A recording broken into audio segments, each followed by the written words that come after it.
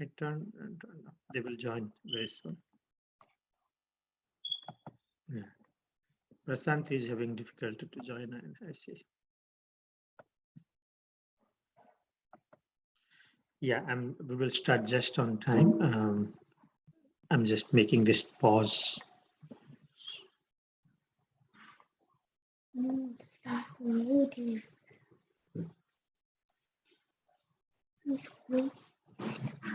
Making this pause.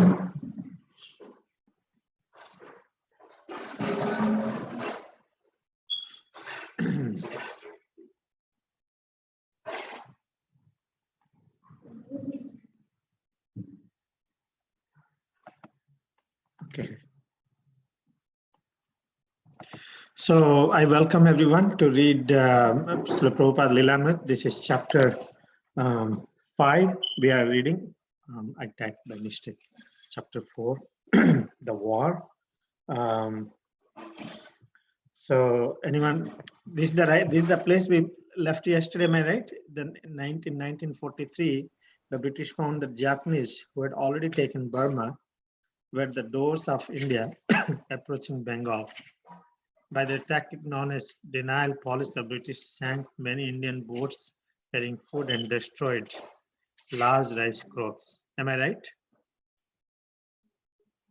I believe so, yeah. No. So I'll begin with here. Srila Prabhupada, I have got experience. The government created artificial famine. The war was going on. So Mr. Churchill's policy was to keep the people in scarcity so they will volunteer to become soldiers. Wow. So this policy was executed. Big men, they collected the rice. Rice was selling at 6 rupees per mound. All of a sudden, it came to 50 rupees per mound. Wow. I was in the grocer shop purchasing, and all of a sudden, the grocer said, no, I'm not going to sell anymore. At that moment, the price was 6 rupees per mound. So suddenly, he was not going to sell. A few hours later, I went back to purchase, and the rice had gone up to 50 rupees per mound. The government appointed agents began to purchase the rice and other commodities which are daily necessities. They can offer any price because the currency is in their hands. They can print so-called papers, $100 and pay. A man becomes satisfied thinking, oh, I have $100, but it is a piece of paper. That was the policy. You have no money, no rice. So another avenue was open. Yes, you become a soldier. You get so much money.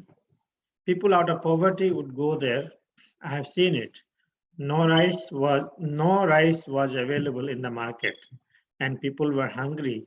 They were dying. So here Prabhupada is reflecting his experiences post the war with Japanese. The Churchill created a situation, artificial famine, that people are dying and scarcity, and they created this inflation artificially. Almost who can afford 50 rupees per mound of rice that time? So people are forced to join the army. And many people, those who didn't join, who could not join, they were simply dying, it seems.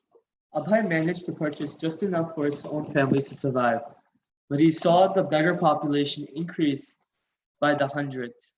Month after month, he saw the footpaths and open spaces congested with beggars, cooking their food on improvised stoves and sleeping in the open or beneath the trees.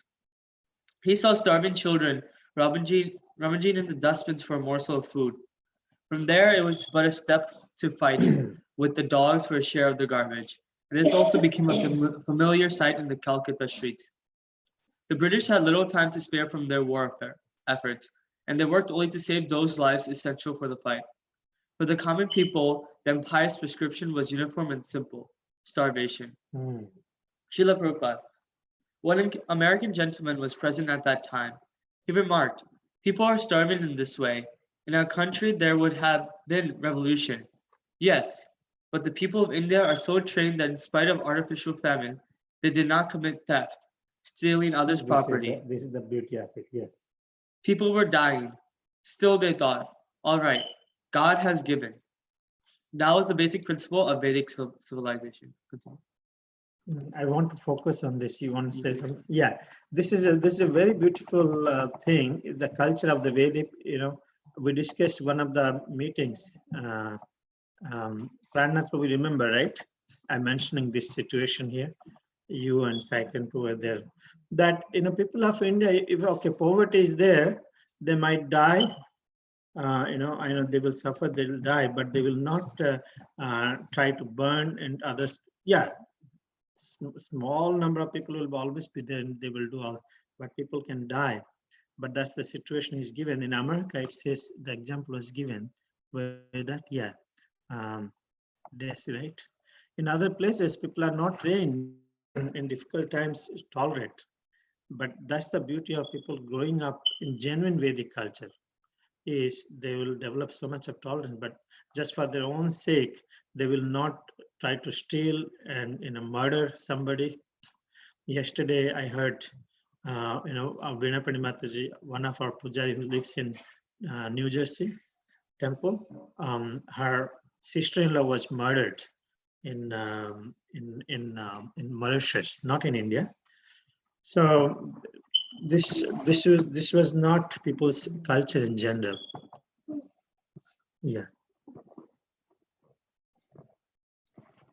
Abhay knew that under the laws of nature there was no scarcity. By God's arrangement, the earth could produce enough food. The trouble was man's greed. There is no scarcity in the world. Srila Bhakti Siddhanta Saraswati had said the only scarcity is of Krishna consciousness. And this was how Abhay saw the 1943 famine. Now more than ever, this spiritual vision was relevant. Krishna consciousness was the prime necessity. How else could man be checked from his evil propensities to become greedy, hoard, make war, and thus create misery for millions?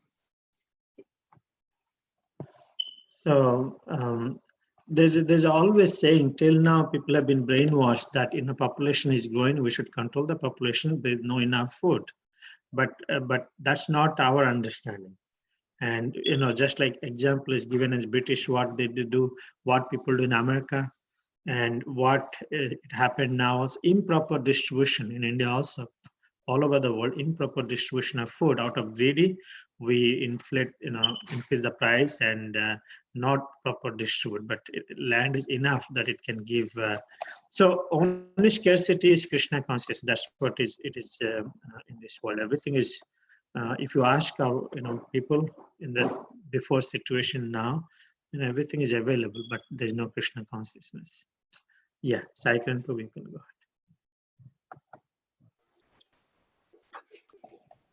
He had seen the heinous activities of the British in India, their cutting off the thumbs of the weavers so that the Indian-made cotton goods could not compete with the foreign-made cloth, their shooting down of unarmed innocent citizens, their creating artificial famine, their propagating the myth that Indian civilization was primitive. Still, he did not believe that an independent Indian government would necessarily be an improvement, unless the leadership was Krishna conscious, and neither Gandhi nor Subhash Chandra Bose was. Then the government would be able to provide no real solutions, only stopgap measures. Without obedience to the laws of God, as expressed by the scriptures and sages, governments would only increase human suffering. Then Calcutta was bombed day after day. The bombing was concentrated in specific areas such as the Ch.4 port facility and Shyama Bazar in North Calcutta, very near Abey's home at Sita Kanta Banerjee Lane. American planes had been leaving from airfields near Calcutta for targets in China and Japan. So the air raids on Calcutta seemed an inevitable retaliation. It was the Japanese striking back. So here, like Srila Prabhupada explains how, tells how the evil activities of the British in India. They used to cut off the thumbs of the weavers so that the products that they prepare, cotton goods, will not compete with the foreign cloth. They were creating this artificial famine so that troops would join the army, and they were also shooting down innocent citizens. And Indian civilization is very primitive. Even though all this was going on, Srila Prabhupada did not think that an Indian government would be an improvement, and it would not be an improvement until the leaders would be Krishna consciousness. And Gandhi nor Subhash Chandra Bose, both of them are not. And also, Calcutta was being bombed day after day. American flights were taking off from near Calcutta and striking China and Japan. So they were striking two places in Calcutta, near the Kitapur Fort and the Syama Bazaar, which was close to Abhay Charan's house. These strikes were happening by the Japanese.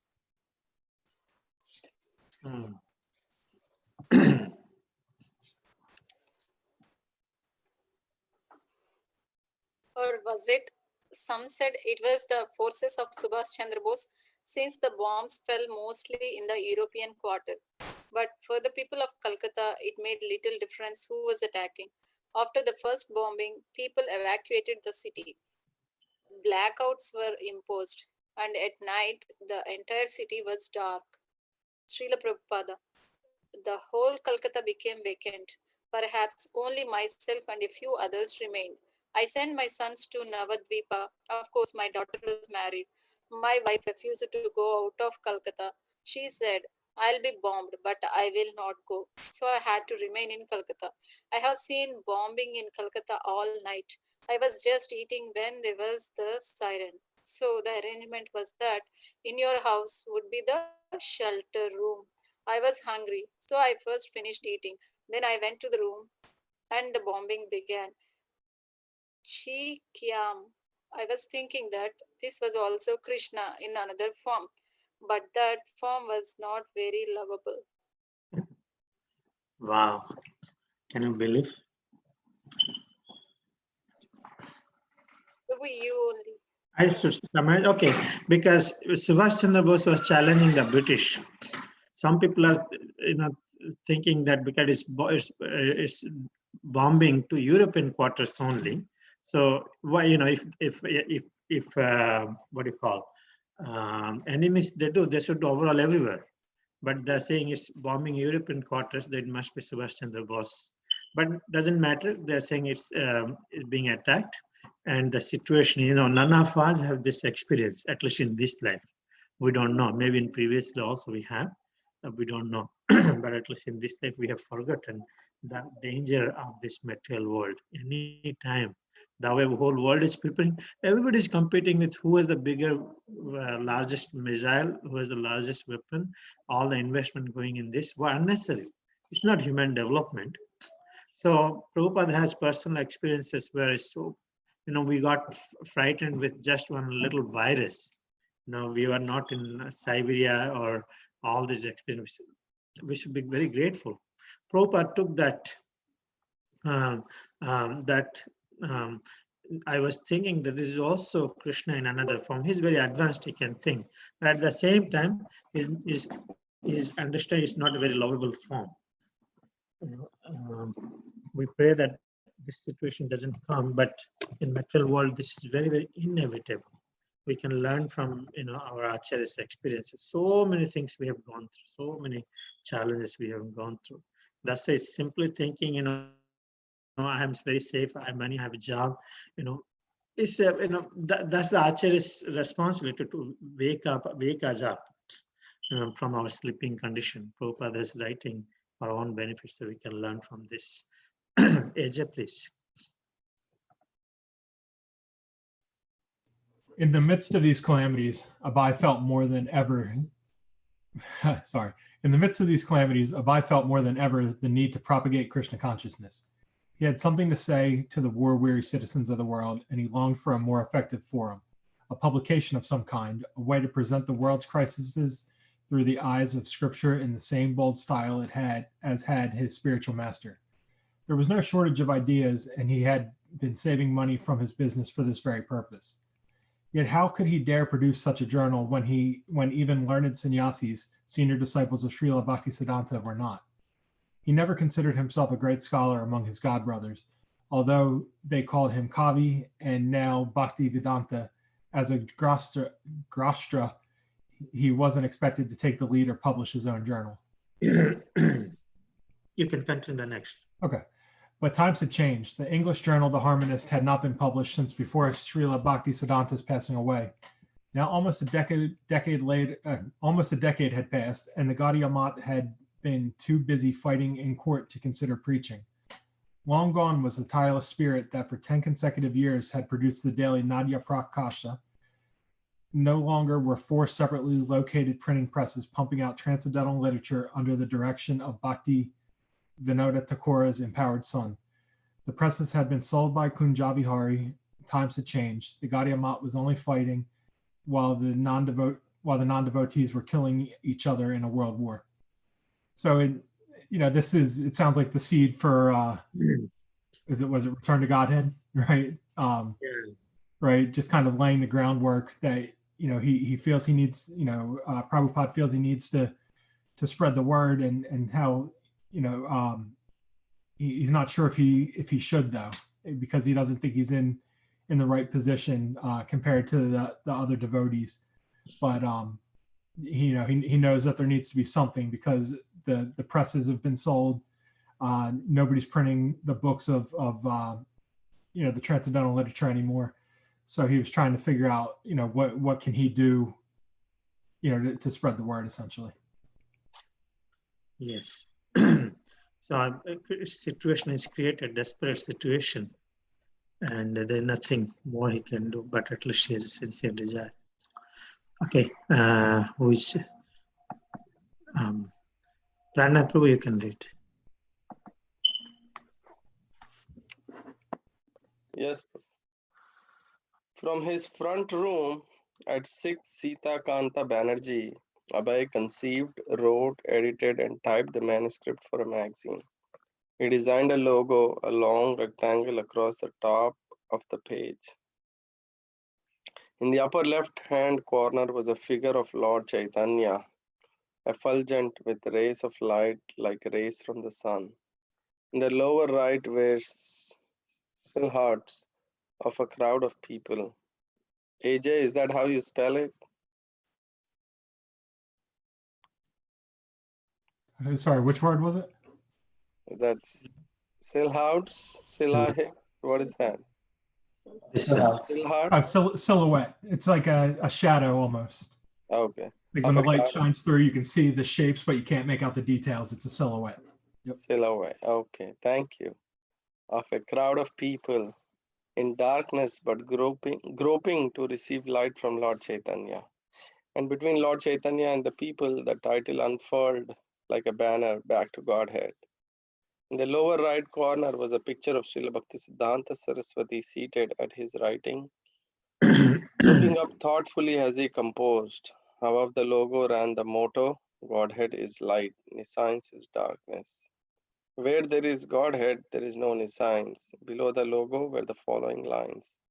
Edited and founded under the direct order of His Divine Grace, Sri Srimad Bhaktisiddhanta Saraswati Goswami Prabhupada, by Mr. Abhay Charande.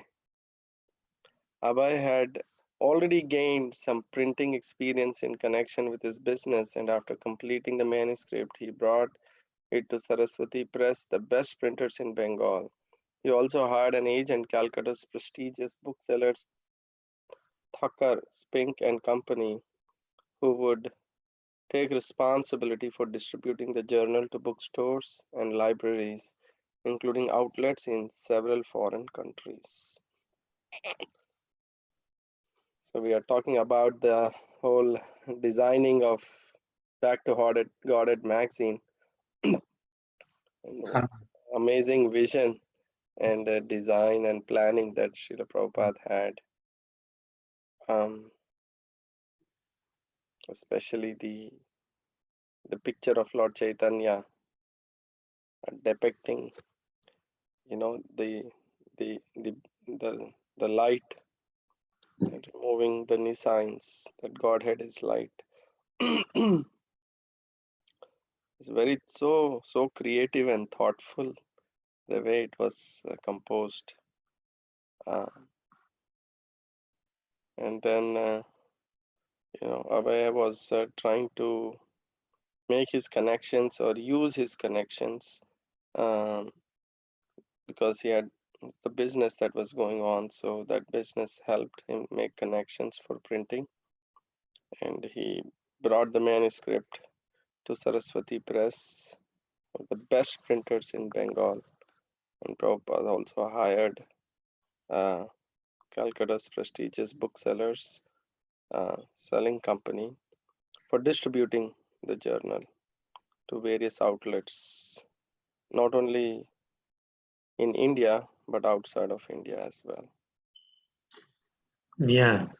Very nice. So nice that whole designing and logo and planning, so detailed. Yeah. That time itself. Mataji is there? She wants to read? Yes. Okay. Yeah. But when he went to buy paper, he met with government restrictions.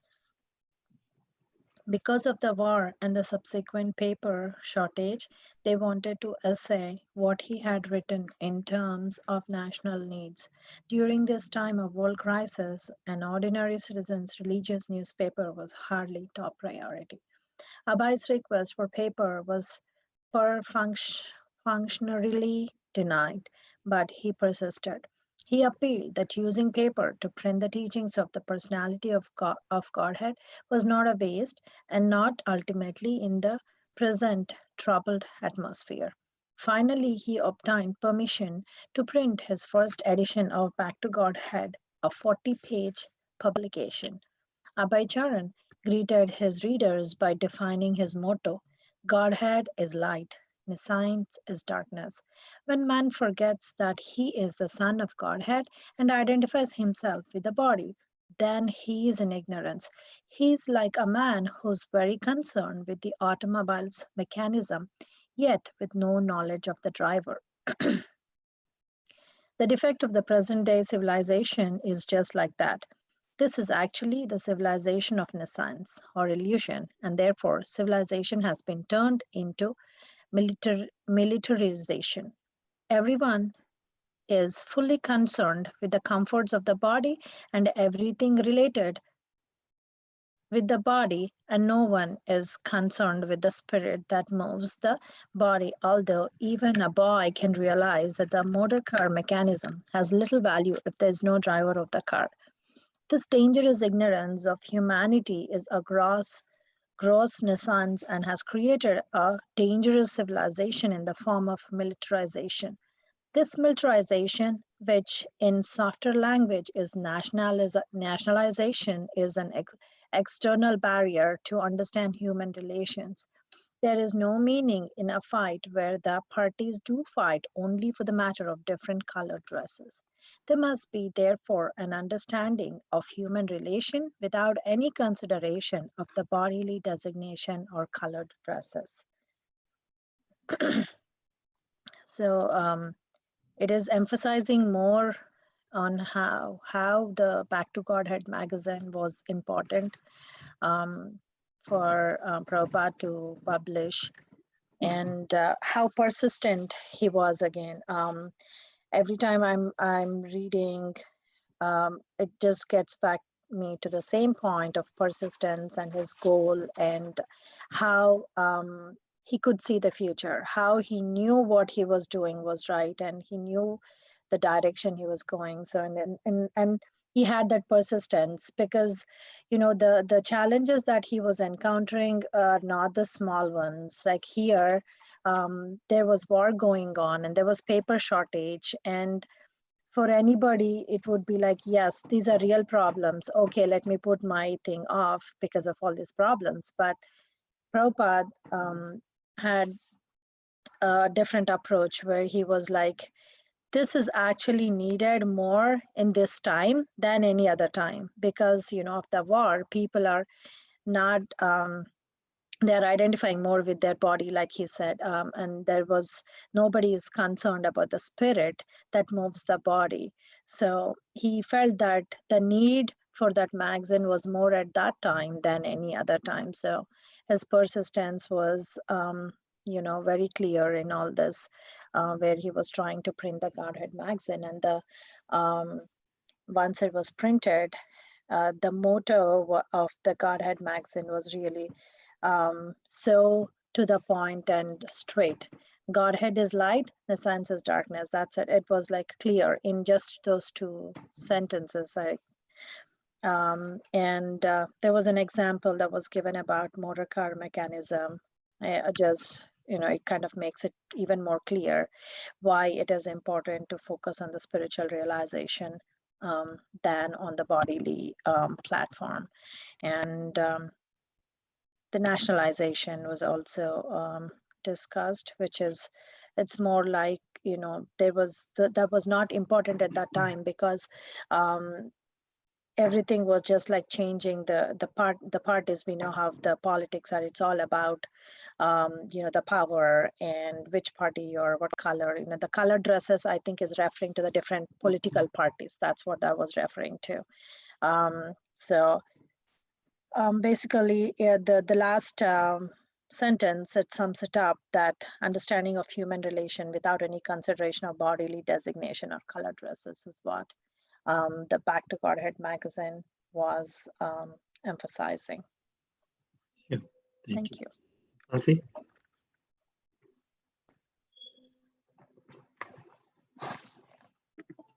Sorry, Yeah, whom did you're reading. Yeah. Okay.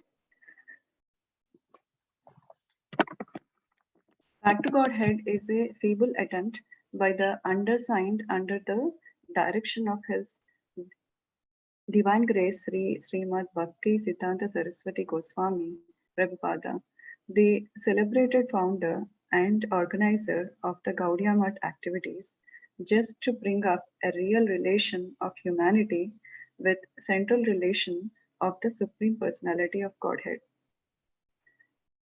That there is a great and urgent need of a literature like this is keenly felt by the leaders of all countries, and the following statements will help much in the procedure.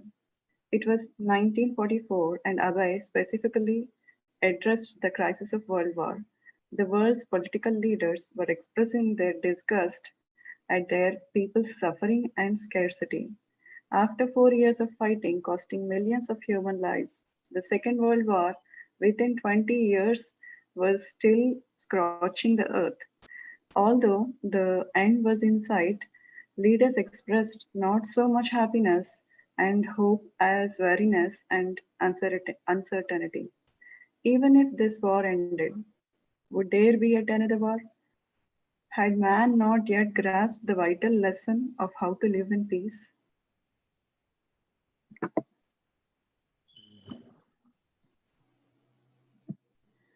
So Prabhupada published the Back to Godhead magazine, and it is mainly to connect the people with the Supreme Personality of Godhead and to understand and follow the instructions. And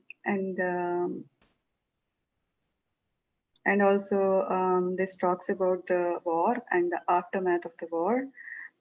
It costed millions of human lives, and it left people to suffer, and there is scarcity of food, and all the political leaders criticized the conditions the war left with, and they were afraid: is this going to end, or is there going to be another war?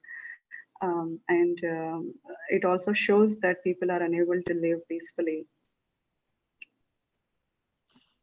Unbelievable. We we think it's a history, but this world wars, how dangerous it is for people's life. Okay, who is this? Satimataji? Yes, Satimataji, you can read.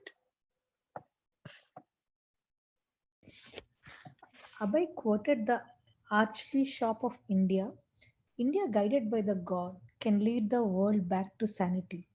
He quoted the President of United States, a program, therefore a moral rearrangement for the world cannot fail to less the danger of armed conflict.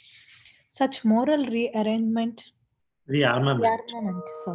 rearmament to be most highly effective must receive support on the worldwide basis. He mentioned from the President Herbert Hoover, who had affirmed that the world need to be returned to moral and spiritual ideals. And he quoted a resolution by the British House of Commons, affirming that spiritual principles are the common heritage of all people and that the men and nation urgently need to acknowledge the sovereignty of the God. He quoted Wendell Wilkie, who, after his return from Russia, had reported millions of Russians killed, wounded, or missing in the wars, and millions more suffering from a winter of terrible scarcity and subjugation. What is the true from Russian people? Abhay wrote, is also true for other people. And we Indians are feeling the same scarcity, the same want, and the same disgust. He quoted Britain's forgotten the secret, Foreign Secretary. Foreign Secretary Anthony Eden, who had been filled with the lamentation and indignation at the miseries of war. He quoted that Archbishop of Canterbury. So I think in the book he quoted multiple ways, like how we are going to suffer, and how Indian guided by the God can lead the worship back to sanity. So and he even quoted about the United States, that the world cannot fail to lessen the danger. And also British heritage Yes. of all people and that man nations, sovereignty of God. And we have all these things written, but no following, isn't it? Because so many things, but we are creating demonic, atheistic civilization people day by day. So I basically try to convince people, bringing the same points, what highlighting all the leaders are saying. Somehow there will be peace. No? Vijayanand Prabhu? In every quarter of earth, men long to be delivered from the cause of war and to find in a world which has regained its peace, respite from the harshness and bitterness of the world they have known till now. But so often they want the kingdom of heaven without its king, the kingdom of God without God, and they cannot have it. Our resolve must be back to God.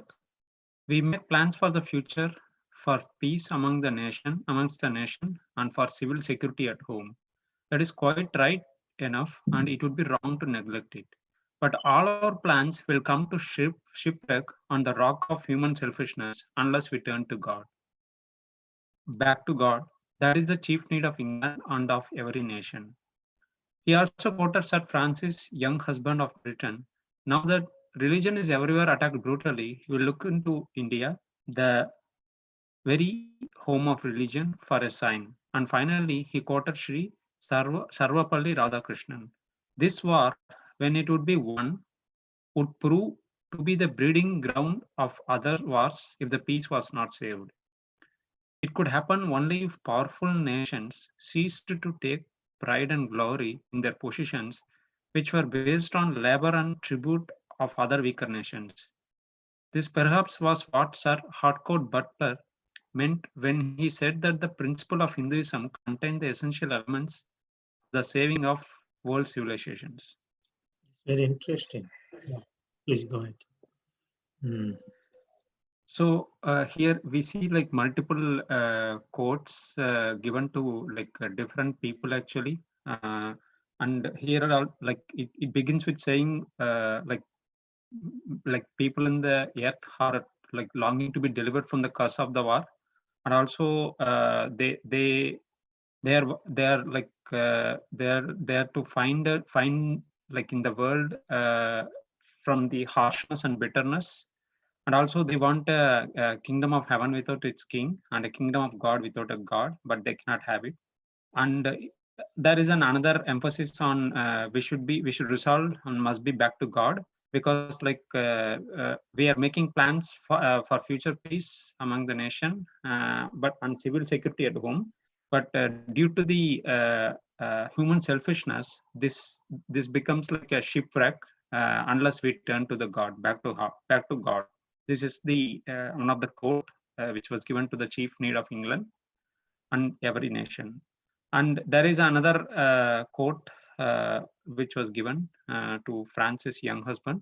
So it says like religion is everywhere attacked brutally, and we look to India, where the home of religion, for a sign actually. So this is another quote, and there is an like the war.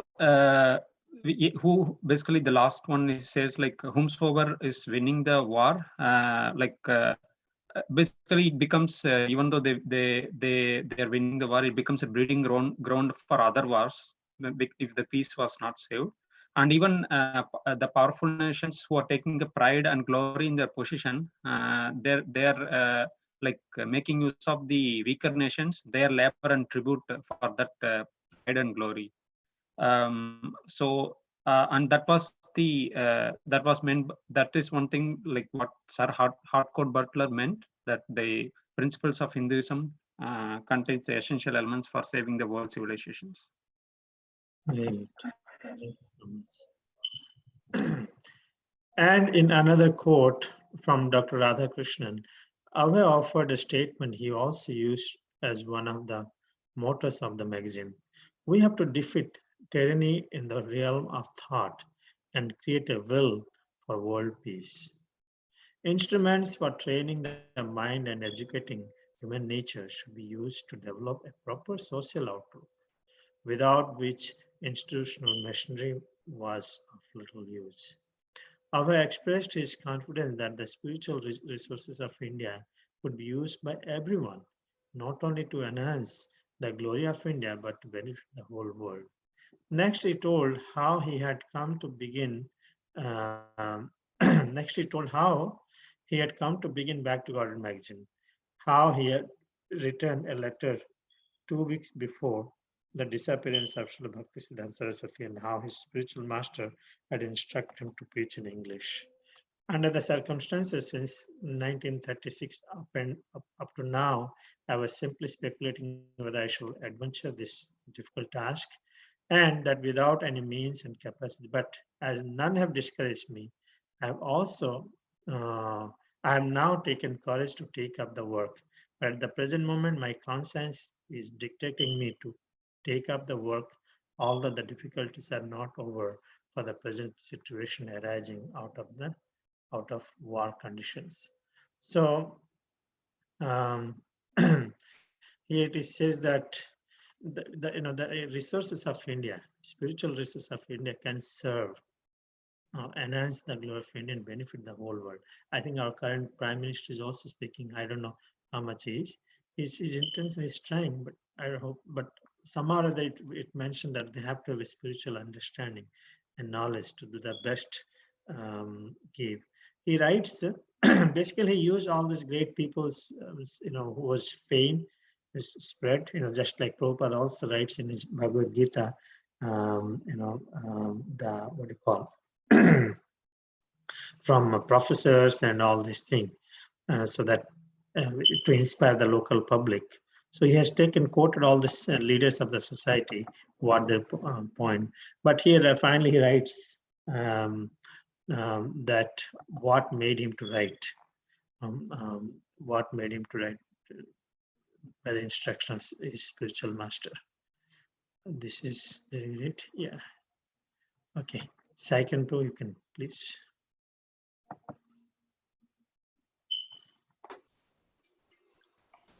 Sugar candy is never sweet to those who are suffering from the disease of the bile. But still, sugar candy is the medicine for bilious patients. The taste of sugar candy will gradually be revived if the bilious patient goes on taking sugar candy regularly for the cure of the disease.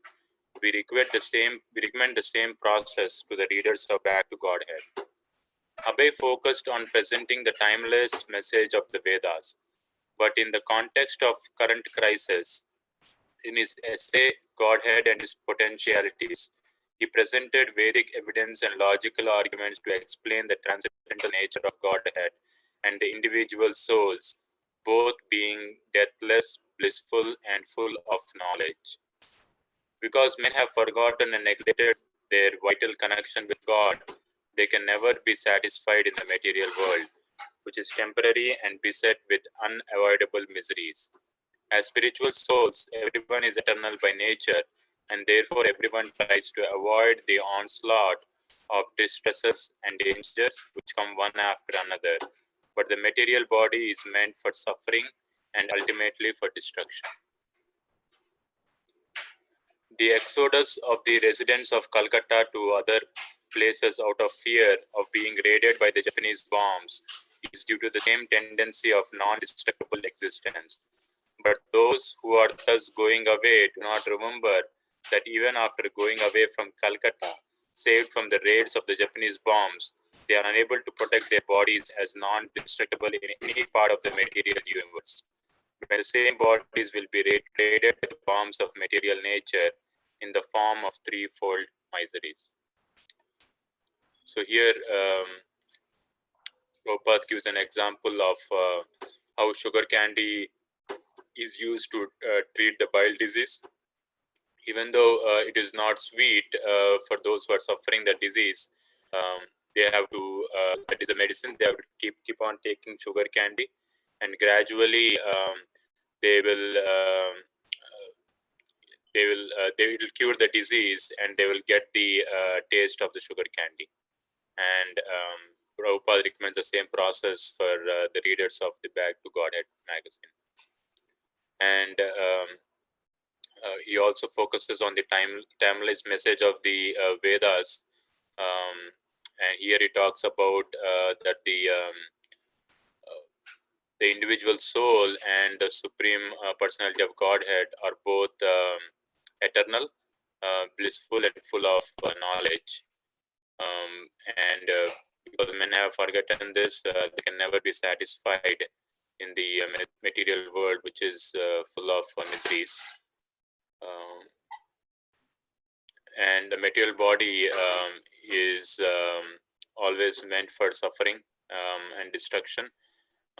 And also he gives the example that even though a lot of residents of Calcutta were exiting, evacuating Calcutta due to the fear by the bomb raids, he says that even though they are going away from this particular calamity, they won't be able to go away from the bombs of the material nature, which is inevitable in the material world. He kind of, with this statement, directly attacked how no one will be able to save from the clutches of the death. Yes. The Japanese also, who are threatening the Calcutta people with ruthless air raids for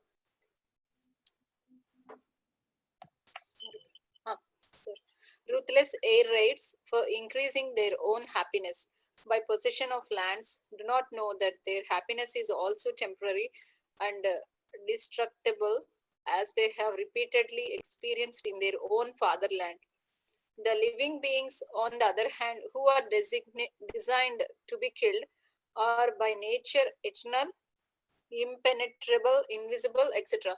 So all those living entities who are threatened to be killed, as well as those who are threatening to conquer, are all alike in the grip of the Maya potency and are therefore in the darkness.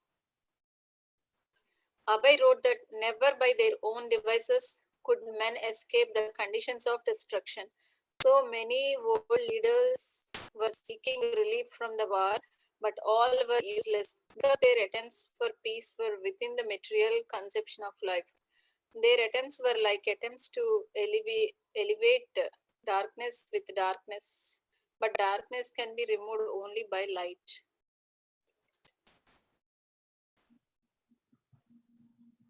Prabhu, you Yeah, summarize. yeah. So basically, he's referring because Japanese bombing, again and again for their own happiness, but he's reminding that uh, um, uh, their own they are experiencing the same thing, right? In their fatherland, happiness is temporary and destructible. The temporary, and they have experienced in their own fatherland because everything ends. So the living entities are threatened to be killed, as well as those who are threatening to conquer, all alike in the grip of Maya and Maya potency, and are therefore in the darkness. So the one who is in the darkness, he cannot, darkness cannot eradicate the darkness. One has to take shelter of the light. That's the Godhead, and Godhead is the light. That's what he's referring here, trying to bring awakened people somehow or other. Convincing them. Yes. Ajay, did you read? Yeah, you please. Without light, any amount of speculation of the human mind, which is also a creation of the material nature, can never restore the living entities to permanent happiness. In that darkness, any method of bringing peace in the world can bring only temporary relief or distress, as we can see from all creations of the external potency. In the darkness, nonviolence is as much useless as violence, while in the light there is no need for violence or nonviolence.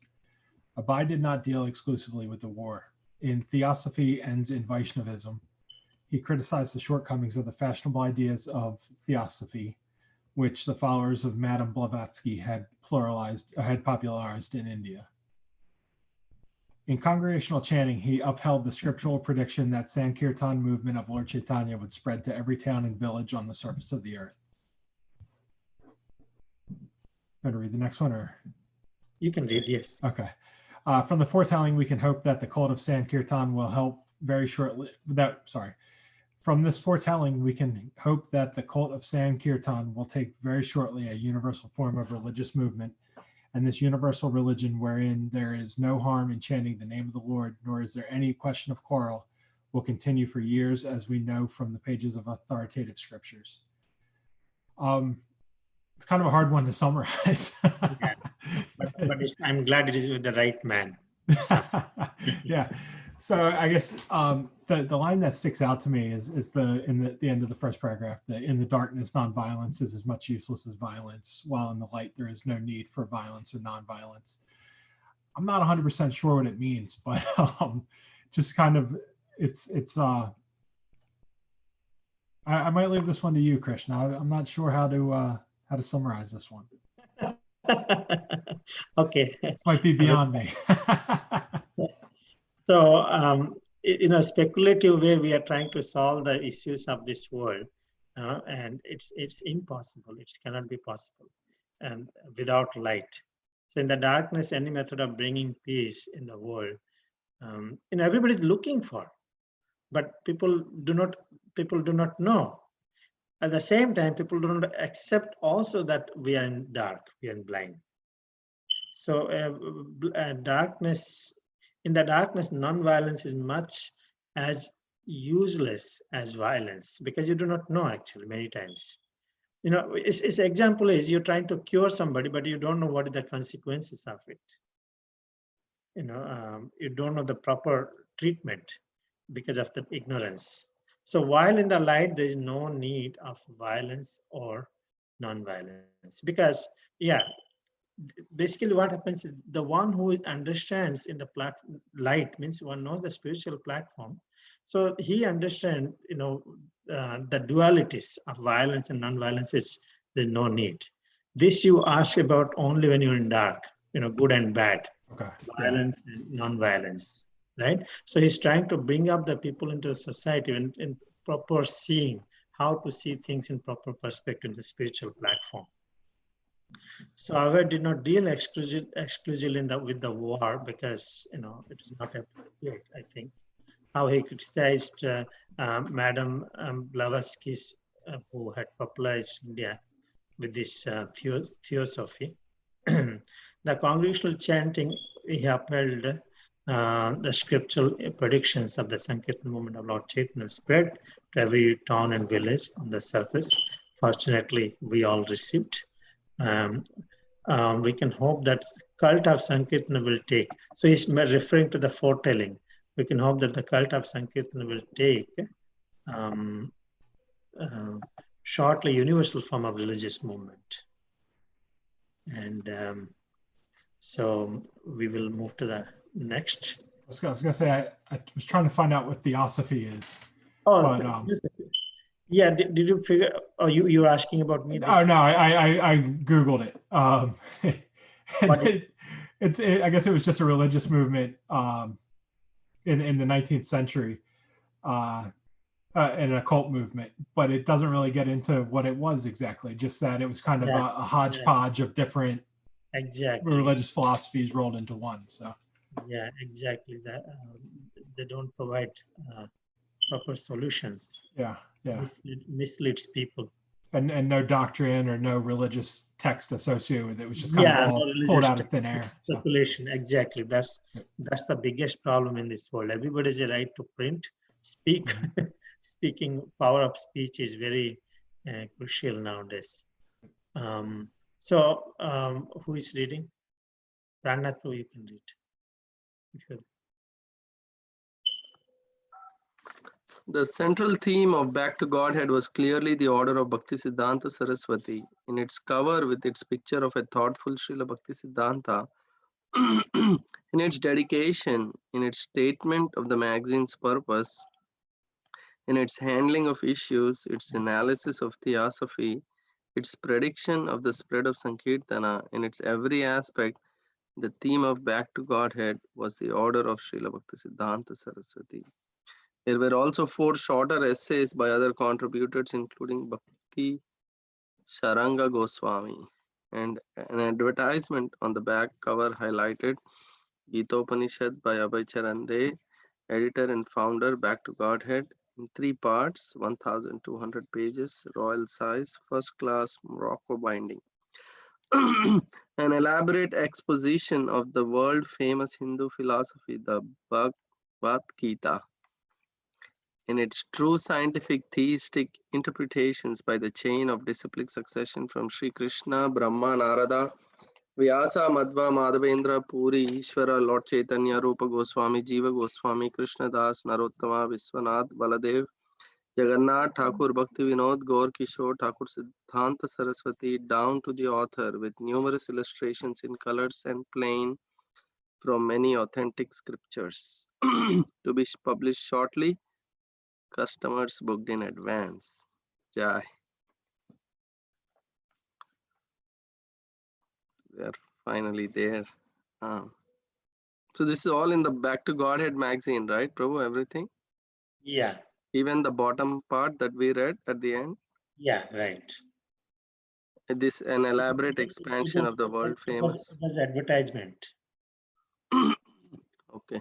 No, just like we have advertisements comes. Yeah. Yeah, it's all as per the instructions of Bhaktisiddhanta Saraswati Thakur. Everything was laid out by him.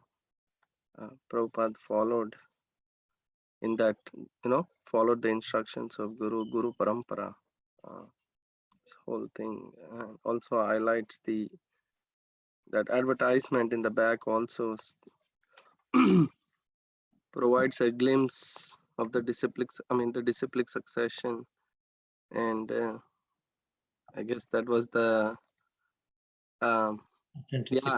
what do you call that, as a what do you call pre-launch, or what do they say, trailer, an advertisement that it's coming. Coming up next. Very nice. That So time this, looks. yeah, this the price of the Bhagavad Gita was that, right? Is that what it is? Yeah. It's expensive that time. Mm, 18 rupees. And that time it's not very, it's 1200 pages. pages.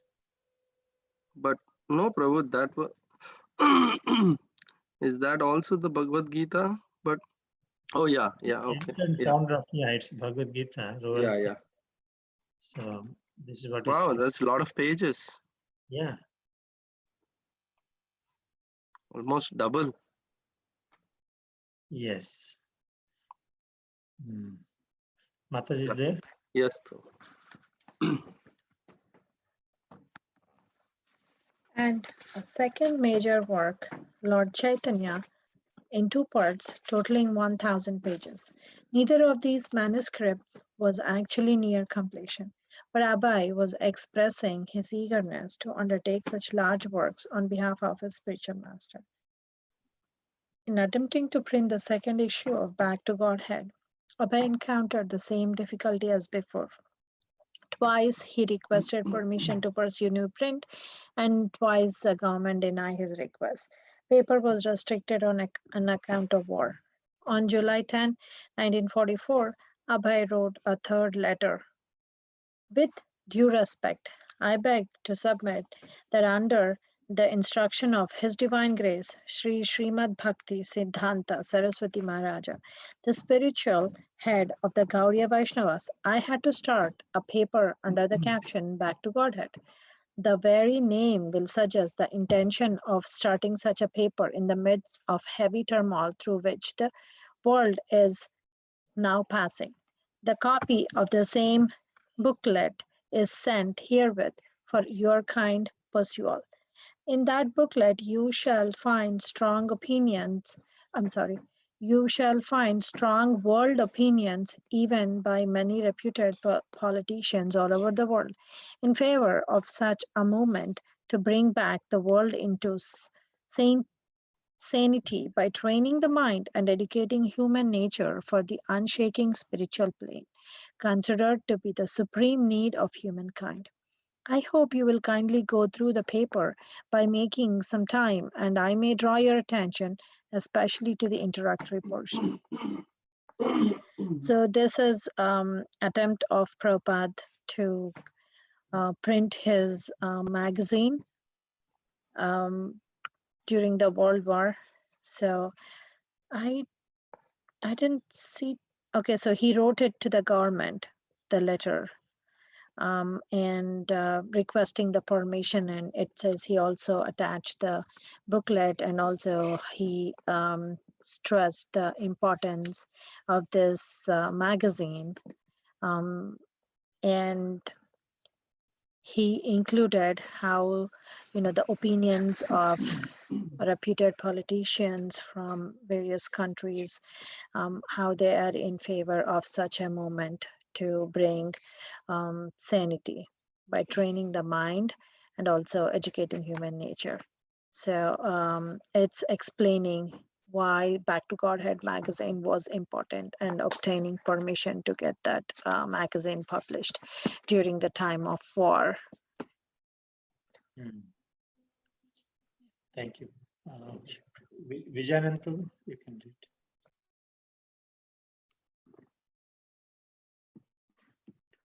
Abe also remarked that the editorial board of Back to Godhead felt that there was not so much of scarcity of paper as a scarcity of education. Taking the opportunity to preach, Abe explained that although the ultimate supplier was the personality of Godhead, godless men considering themselves the proprietor of all things. Catastrophe that is now in vogue in the present war of supremacy is guided by this false sense of proprietorship, and therefore there is need of making propaganda amongst all human beings in order to bring them back to the sense of the ultimate proprietorship of Godhead. Abe considered that there might indeed be a paper shortage in India, but in ancient times, he wrote enlightened Indians had regularly sacrificed tons of valuable ghee and grains in the fire during religious sacrifices. And in those times, there had not been any scarcity. People now, however, having abandoned all sacrifices to Supreme Lord, were producing only scarcity. Okay, so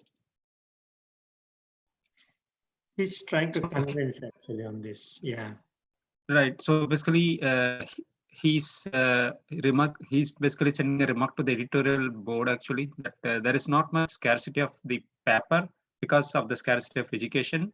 And he's also emphasizing that the ultimate supplier was the personality of God, and also there is a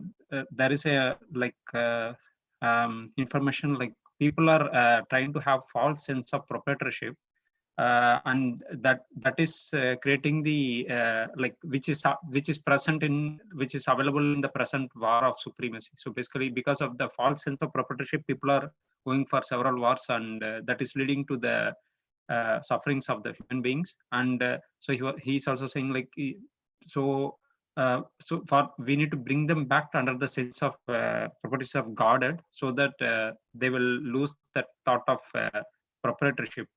And also that regarding the paper shortage also, he was mentioning like in the ancient times people do a lot of sacrifices, and in the geese and sacrificing the ghee and the grain, and during that time as well there is no scarcity. And since people have stopped all those things, now it is only producing scarcity right now. That's now also the modern educated people say, why are you wasting so much of ghee, so everything is against the devotional service. Somebody can read last. Who wants to read? Prasanthi, please read. Can we not therefore sacrifice a few reams of paper in the midst of many wastages for the same purpose, in order to derive greater benefit for the humankind? I request that the government should take up this particular case in the light of spiritualism, which is not within the material calculation. Even in Great Britain, the government has immensely supported a similar movement called the moral rearmament movement, without consideration of the scarcity of paper, which is more acute there than here.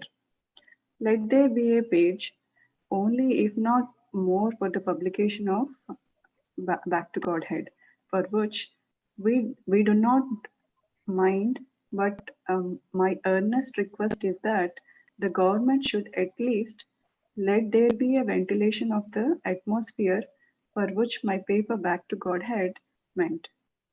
Kindly, therefore, give it a serious consideration and allow me to start even by one page every weekly or monthly.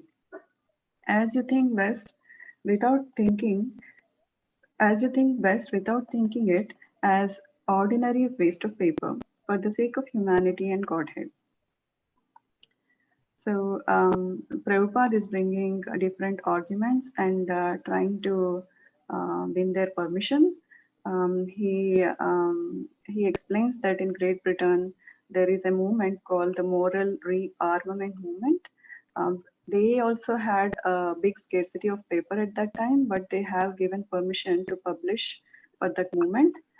Because they thought that this is more needed during that time. So he requests to publish this book at least with one paper, because this is there is an eminent need in this wartime. So he requests at least if not every day, at least for a week, or at least weekly, or at least monthly. So he requests, for the sake of humanity, please do this. And he's asking in different ways to get the permission. So yeah, it's basically he's pleading. If it's not for the Back to God, at least give the chance for at least one page and all that. A lot of bargaining he has done, a lot of bargaining at that time, and the situation was no interest in God conscious. But what do you also wish? We'll continue probably tomorrow from here. Any quick comments? I hope everyone liked it. Isn't it a painful journey? And how now also it's very so hard to convince people to take this. Forget about convincing people. Those are in the moment also, we do not understand how fortunate we are to receive this, how much struggle has been put, efforts has been put by our great acharyas, not Prabhupada, even Bhaktisiddhanta Saraswati, Bhaktivinoda Thakur. Everybody have went through so much of challenges. Only this generation, I'm telling all of you, only this generation is enjoying Krishna consciousness. You all agree? You all like. I hope you all will agree. All we have to do, we are relishing. Yeah, after so much of efforts, Prabhupada and his disciples, giving their lives so much, they did it. Prabhupada's disciples are telling, they didn't have money. They used to go here and there, collect some, somehow or other they made this miracles actually. But our generation is really enjoying with all these things. So that we should take it with a grateful heart and not just keeping to ourselves. We must try, giving to others. Some other join hands, spread this movement very, very, very much. So, any other comments? Should we end it here? Anyone has anything?